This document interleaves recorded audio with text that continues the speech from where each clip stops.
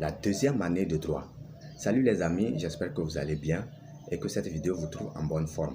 Nous sommes là pour apprendre et le domaine qui nous intéresse, c'est le droit. Nous allons continuer dans cette vidéo la description de l'organisation des unités d'enseignement à la fac de droit. Dans la vidéo précédente, nous avons eu à parler de la première année. Toi qui n'as pas suivi, je te prie d'aller chercher la vidéo, la télécharger et la suivre. Maintenant, ce qui va nous intéresser, c'est la deuxième année. Nous allons parler de la deuxième année, de ses spécificités. Alors, pour commencer, il faut dire que la deuxième année de droit est, selon les étudiants, la plus importante et la plus compliquée des années. Ceci à cause de plusieurs raisons dont nous allons découvrir. D'abord, elle est considérée comme l'année la plus importante parce que c'est au cours de cette année que l'étudiant se spécialise, c'est-à-dire par option, soit maintenant le droit public, soit le droit privé. Donc, il y aura une réelle séparation au niveau des cours. Donc, vous ferez les cours maintenant différemment. L'autre raison, c'est que c'est au cours de cette année et seulement au cours de cette année que l'étudiant peut faire la réorientation. La réorientation, c'est-à-dire changer de faculté ou de département pour ceux qui ne veulent plus continuer en droit. Donc, c'est au cours de cette année-là qu'il faut faire cette procédure.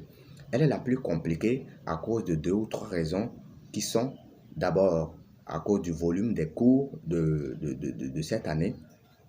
C'est-à-dire que les cours en deuxième année sont vraiment volumineux et qu'il ne s'agira pas seulement de bûcher, mais aussi de lire dans les moindres détails et de comprendre.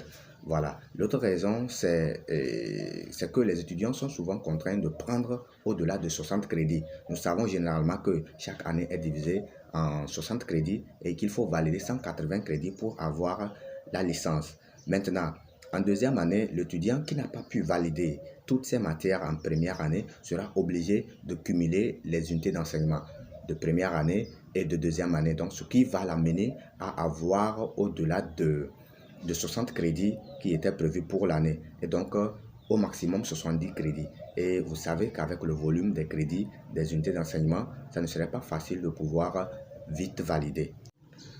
L'autre raison, c'est qu'au cours de la deuxième année, l'étudiant est soumis lors de ses examens à un sujet pour lequel il doit faire une rédaction intégrale, c'est-à-dire l'introduction et aussi étoffer son devoir, ce qui nécessite d'ailleurs un travail intellectuel au préalable.